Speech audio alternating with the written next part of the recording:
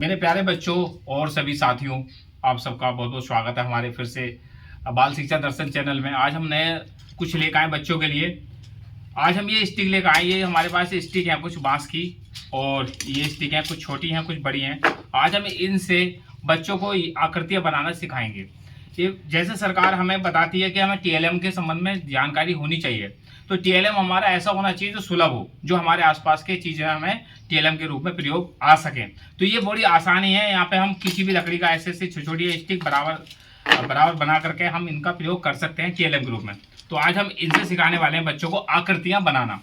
बच्चों आज सब इनसे आकृति बनाना कैसे सीखेंगे, क्या आप लोग सीखना चाहोगे? ठीक है, आज हम सिखाते हैं। तो ये जो हमारे स्टिक है बच्चों, इन स्टिक से हम कैसे आकृतियाँ बनाएंगे, आज आपको इसी के बारे में हम सिखा जा रहे हैं। ये कुछ स्टिक छोटी हैं और कुछ इसमें ये बड़ी हैं, ठीक है। ये बिल्कुल सीधी हैं। तो आप चाहो तो आइसक्रीम में जो चम्मच होती है उनका प्रयोग भी कर सकते हो। आप छोटी छोटी बांस की स्टिक ले सकते हो, या छोटी छोटी तीलियाँ जो हमारे पास माचिस में होती हैं, हम उनका इस्तेमाल भी कर सकते हैं। बच्चों हमने क्या किया कि ये जो बराबर वाली स्टिक है इस तरह से लगाई, एक इधर लगाई, एक इस तरह से लगाई, और ये एक इस तरह से लगाई, और ये एक इस तरह से हमने लगाई। अब ये जो आकृति हमारी चारों तरफ से बराबर बनी है, तो ये कौन सी आकृति होती है? ये हमारी वर्ग आकृति बन गई है, बिल्कुल वर्ग वाली बन गई है। और अब हम इसके साथ ही दूसरी आकृतियों के बारे में भी बच्चों को बताएंगे। ये वर्ग बन गई बच्चों। अगर हम इसमें दूसरी आकृति बनाना चाहें तो हमने क्या किया, एक बड़ी वाली स्टिक ली, ये वाली, और हमने यहाँ पे ये वाली यहाँ पे रख दी, इसे एक हमने इधर रख दी, और छोटी वाली जो स्टिक थी वो हमारी ये वाली हमने इसके बराबर में ऐसे रख दी, ये वाली। तो ये हमारी कौन सी वाली आकृति बन गई? ये बन गई हमारी आयत। यानी बच्चे हमारी इस बात को जानते हैं कि ये जो आकृतियां हैं वो क्या है। वर्ग में जो पहचान होती है वो ये होती है कि इसकी चारों भुजाएं होती हैं, और चारों भुजाएं हमारी बराबर होती हैं वर्ग वाली की। ये इसके बराबर है, ये इसके बराबर, ये भी बराबर, ये भी बराबर। ये बराबर की आकृतियां, बराबर की भुजाओं वाली आकृति जो होती है चारों तरफ से, वो होती है हमारी वर्ग। लेकिन आयत में थोड़ा सा फर्क होता है। आयत में आमने सामने की जो भुजा होती है वो बराबर होती है, इधर वाली भी बराबर है। लेकिन ये जो भुजा है, ये जो भुजा है इस वाली भुजा से ज्यादा है, यानी कि लंबाई ज्यादा है और चौड़ाई वो कम है।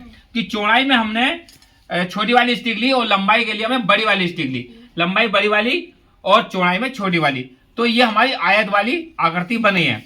ये आयत में और वर्ग में ये फर्क होता है कि वर्ग की लंबाई और चौड़ाई बराबर होती है और आयत की लंबाई बड़ी होती है चौड़ाई से। बच्चों इसके बाद अगर हम तीसरी आकृति बनाना चाहें तो तीसरी आकृति हम इस तरह से बना सकते हैं। ये हम इधर रख देते हैं थोड़ा सा, आयत वाली को, वर्ग वाली को हम तीसरी वाली आकृति इस तरह से हम बनाएंगे। इधर को हमने छोटी 3 स्टिक ली और हमने ये एक इस तरह से रखी, और हमने ये इस तरह से रख दी। बच्चों ये कौन सी आकृति बन गई हमारी? ये हमारी त्रिभुज आकृति बन गई है। तो इसमें 3 भुजाएं हमारी, 1, 2 और 3, और ये त्रिभुज हमारा समबाहु त्रिभुज हो गया, क्योंकि इसमें सारी भुजाएं बराबर हैं। अगर इसमें एक स्टिक अगर हम बड़ी बना देंगे, इस तरह से लगा देंगे, तो ये समबाहु त्रिभुज नहीं बनेगा, ये दूसरा त्रिभुज बन गया हमारा, लेकिन ये भी त्रिभुज ही है। तो ये हमारी जो है त्रिभुज आकृतियां है, त्रिभुज वाली। बच्चों इसमें एक बात और बता दें आपको, ये जो हमारा आयत है, आयत में 4 कोने हैं, एक कोना, दूसरा कोना, तीसरा कोना और चौथा कोना। इस आयत में एक कोने का जो कोण होता है वो 90 डिग्री का होता है, 90 अंश का होता है। तो 90 का यहाँ पर, 90 का यहाँ पर, 90 का यहाँ पर और 90 का यहाँ पर, 9 चौक 36, यानी कि 360 हो जाएंगे। अगर हम 90 को 4 जगह जोड़ेंगे तो 90 की गुणा 4 से करेंगे तो वो 360 बनेगा। तो ये पूरा इसका जो एरिया होता है वो होता है 360 अंश का, 360 अंश का होता है, और वर्ग का भी 360 अंश का ही पूरा एरिया होता है।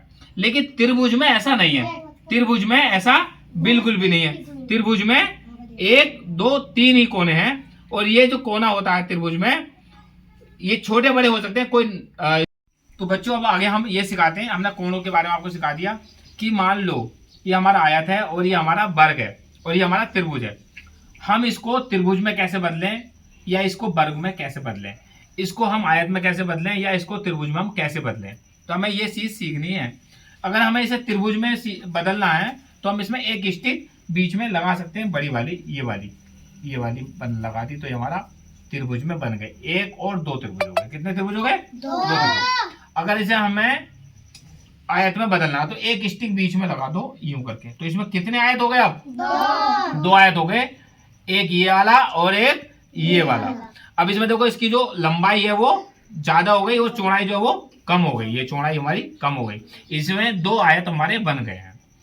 इसी तरह से अगर इसमें आए तो ये हमारा क्या है? ये हमारा आयत है, इसको हम त्रिभुज में बदलेंगे तो एक स्टिक हमारी बड़ी सी स्टिक आएगी यहाँ से यहाँ तक की, तो ये हमारी ये दो बन गए त्रिभुज, एक और दो त्रिभुज बन गए।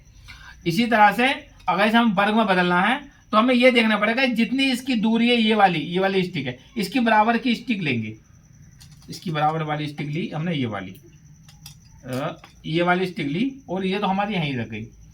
अब हमें इसकी बराबर नापनी है, ये कहाँ पा रही है? हमारी यहाँ पा रही है, यहाँ पर। तो हम इसके सामने इसको लगा देंगे यहाँ पर।